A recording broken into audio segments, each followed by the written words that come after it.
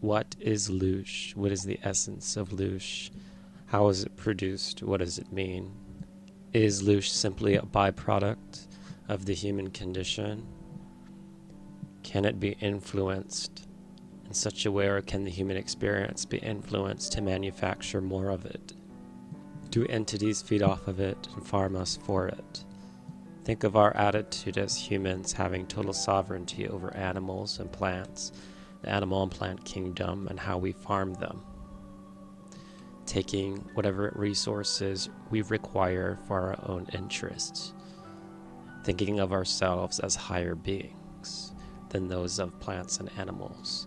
Now imagine this just simply went one step further. The bottom line is always energy if we consume it, whether it's physical, a physical process in the body, or if it's non-physical. The point is that it's about energy extraction. Isn't that what a feeling is? It's a form of energy being experienced. Emotions, feelings, sensations are the key to understanding what Loosh actually is. Whenever you're taking a test and you feel that pressure, that anxiety, or maybe when you have your first kiss, when you're high on drugs, dancing at a concert, or perhaps you're in total fear of losing your home, or perhaps you just paid off your mortgage. All of these emotions are very specific and diverse feelings. If you want to know what produces Loosh, you do not need to look far. Simply turn on the television. Think about the fact that sensationalism is what rules media. It's not necessarily factual news in of itself, but news which hypes and motivates the emotions of others, the same way that art does. Think about how people get high off of an argument that they have online, and the addiction to it.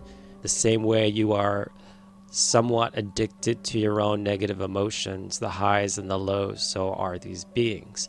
But the energy that you're feeling, the emotion, is simply a sample of the collective emotional pool of Loosh.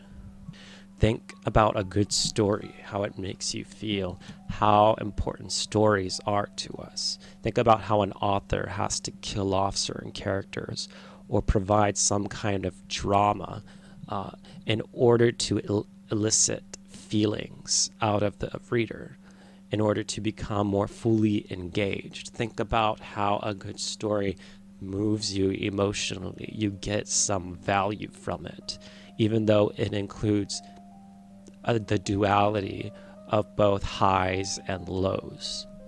Therefore, I do not see Loosh as simply negative and only in negative states, but in states of highs.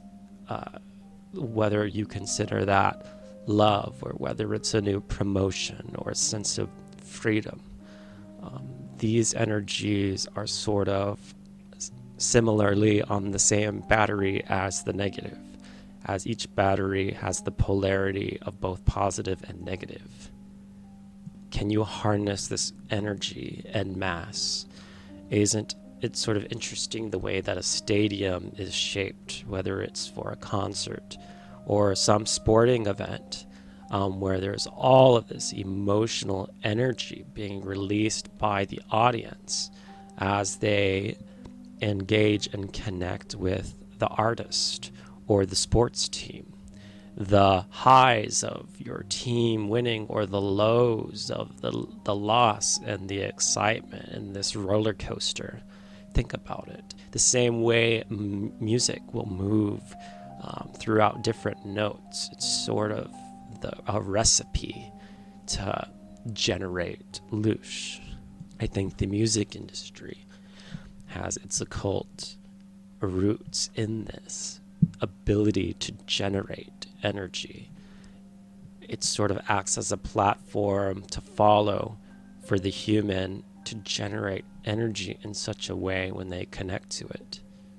So much of what you generate emotionally, you may only receive in a smaller percentage, but the byproduct might be larger than what you are actually experiencing.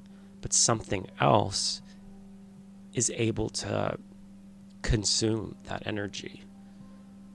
Do you want to know what kind of loosh you're producing? Think about what you're feeling in the moment. Because just like these entities, you also consume loosh on a certain level. It is sort of the carrot in front of the horse that keeps us continuously producing because we feed off of it as well. So much of what we consider love is a form of loosh consumption. So like the so-called gods, you're also consuming loosh, and the sensation you get can give you an indication of what they are feeling and consuming. Think about how you feed off of both positive and negative energies, because we feed off of both. Think about how we get so excited in an action drama or murder mysteries. Think about how these negative forms of expression excite us or get our adrenaline moving. Even when you have a cup of coffee, it drains your adrenal gland. Think about the high that you get from it. Think about the thrill of riding a bicycle or on a busy road, the thrill of pushing yourself to the limits against death. There's a reason why people are attracted to these things that are dangerous. Similarly, great kindness or love, which we call it, can also produce this enormous energy that we feed off of as well, and that we resonate. And then when we feel that we have no more of it, we go and seek more of it out.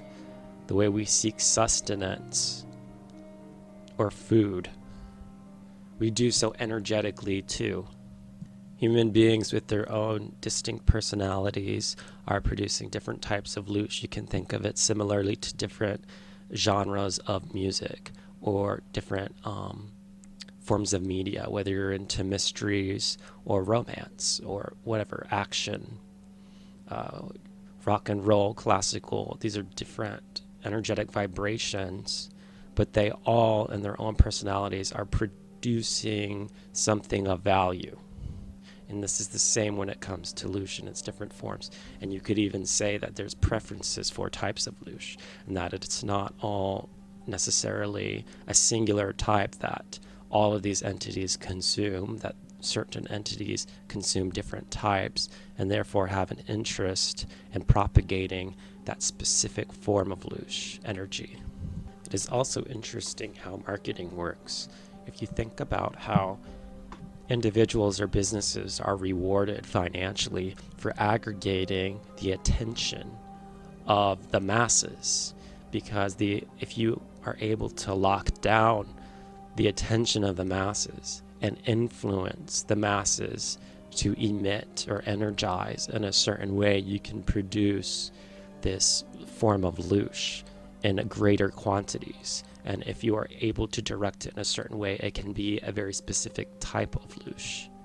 And it is not that we should suddenly refrain or be afraid of what it is, or that we should restrict ourselves from producing something that is naturally produced anyhow. But it is about becoming aware of what we are producing or engaging in or experiencing. And even ourselves, if we were to act as the so-called gods, we would consume very specific forms of this emotional energy, that which we resonate with and are understanding in the process of what it requires, or the sacrifices that it requires.